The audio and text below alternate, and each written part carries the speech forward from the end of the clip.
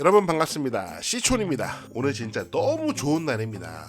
우리 소니 토트넘 드디어 우승. 와, 대단한 날입니다. 자, 그래서 오늘은 소니의 고향 강원도 춘천으로 한번 가보겠습니다. 이 집은 감정가 3억에 현재 최저가가 1억 5천인데요. 이 집은 1억 5천이 아닙니다. 이 집은 무조건 1억 8천이에요. 자, 그렇다면 어떤 내용인지 현장 살펴보고 경매물건 꼼꼼하게 살펴보도록 하겠습니다. 오늘은 한번 거꾸로 가볼까요? 왜 이 집이 1억 5천이 아니고 1억 8천인지 그거부터 보고 집을 살펴보도록 하겠습니다. 사건 번호 확인하시고요. 지금 보시면은 땅이 129평, 거의 130평이고요. 건물은 52평, 이거는 제시외 건물까지 포함해서 52평이란 말입니다. 토지하고 건물 1걸 매각인데 감정가가 3억이지만 현재 최저가는 1억 5천입니다. 두 번 유찰이 돼서 현재 반값 경매로 진행되고 있어요. 그런데 왜 이게 1억 8천이냐? 여기 보시면은 채권자가 주택도시보증공사, 허그가 현재 경매를 신청한 상황입니다. 대충 어떤 내용인지 감이 딱 오시죠? 매각물건 명세서를 보시면 여기 임차인이 있습니다. 여기 보시면은 보증금이 1억 8천.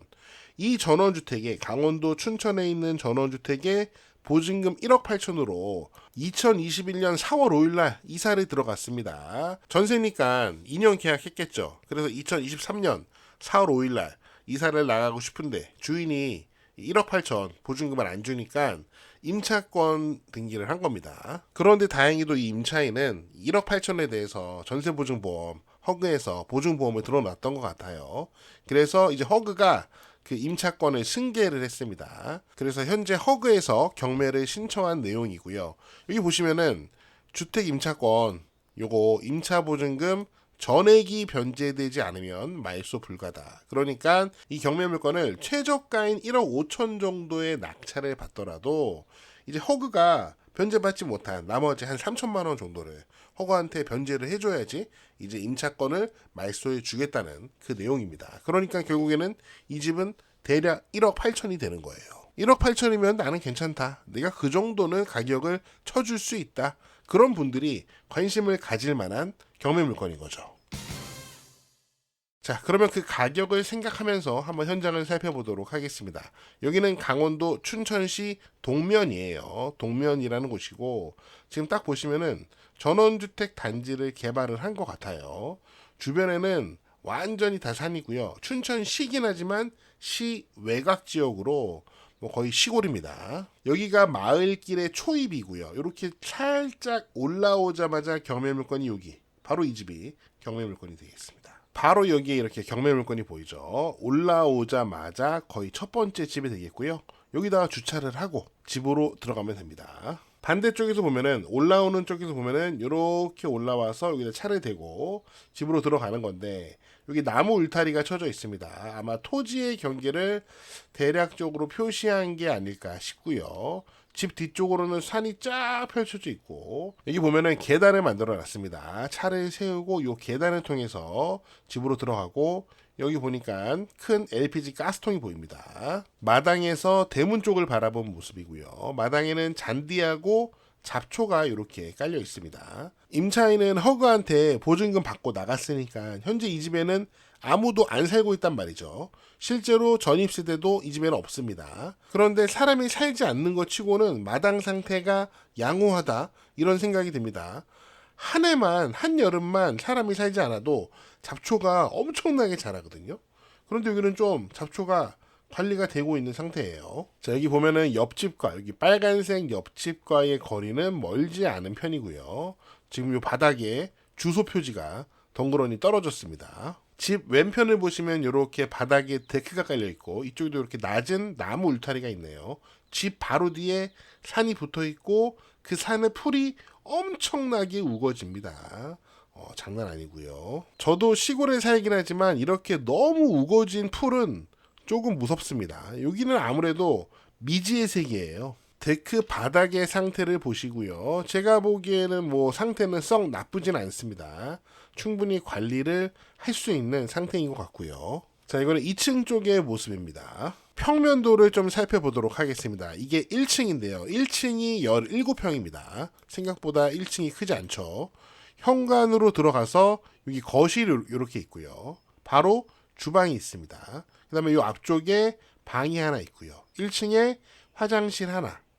2층으로 올라가는 계단이 보이고 계단 아래쪽에 보일러실이 있나 봐요. 2층으로 올라오면은 2층은 13평입니다. 1층이 17평, 2층이 13평이니까 이 집은 30평이죠.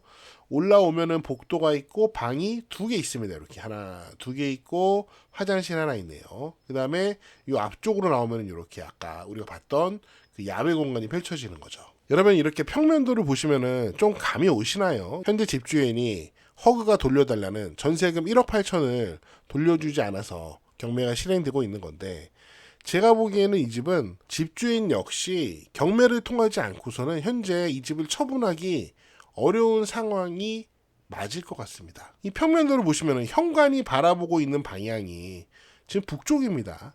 이 집이 북향집이에요, 북향. 그러니까 이 집이 현재 바라보고 있는 방향이 북쪽이고, 이 집의 뒤쪽에 산이 있잖아요. 거기가 남쪽입니다. 남쪽을 산이 가로막고 있는 거예요. 여러분 제가 강원도 평창에 살잖아요. 제가 강원도 평창에 살아보니까 강원도는 남향이 진짜 중요합니다. 근데 저는 그걸 언제 깨달았냐면은 강원도 평창에 집을 보러 간 첫째 날, 바로 그 첫날 제가 깨달았어요. 제가 한겨울에 눈이 펑펑 오던 날에 강원도 평창에 집을 보러 처음 왔었거든요. 부동산 사장님을 만나서 그 사장님이 보여주는 집을 보러 갔습니다. 그런데 그 집이 이 경매물건 동네랑 굉장히 비슷했어요. 지금 이 땅 자체가 북쪽을 바라보는 겁니다. 남쪽은 이렇게 산이 가로막고 있고요. 이런 동네였어요. 제가 처음 봤던 데도. 근데 그날 눈이 엄청 오고 있었는데 북향 땅에 북향집들이 있는 동네였어요. 그 동네도. 근데 가보니까 요 마을길 입구에서부터 요 마을 안 전체가 눈이 하나도 안 치워졌고, 특히 그날 눈이 많이 와서 눈이 거의 허벅지까지 차 있었거든요. 그 마을 안에 집들이 있는데 눈을 하나도 안 치웠더라고요. 그래서 제가 그 부동산 사장님이랑 허벅지까지 차오른 눈을 밟으면서 그 집까지 걸어갔어요. 집들이 있는데 동네에 살고 있는 사람이 하나도 없었어요. 뭐 겨울이라서 그런지 모르겠지만 아무튼 사람이 없었습니다. 그 집에 들어갔는데 그 집 안에도 사람이 살고 있지 않았어요. 그리고 이렇게 남쪽에 뭐 이 집은 아니지만 남쪽에 이렇게 똑같이 산이 있으니까 집 안에 들어갔더니 집이 깜깜한 거예요. 아, 무서웠습니다. 거의 무서울 정도였고 집은 엄청 춥고 냉골이 따로 없었어요. 저는 그 집을 보고 이런 생각을 했죠. 야, 부동산 사장님이 이런 집을 보여주시는구나. 나는 오케이, 사장님 잘 배웠습니다. 저는 절대 남양집 말고 북향집은 절대 선택하지 않겠습니다. 뭐 그분께 말씀드린 건 아니지만 그런 마음을 스스로 먹었어요.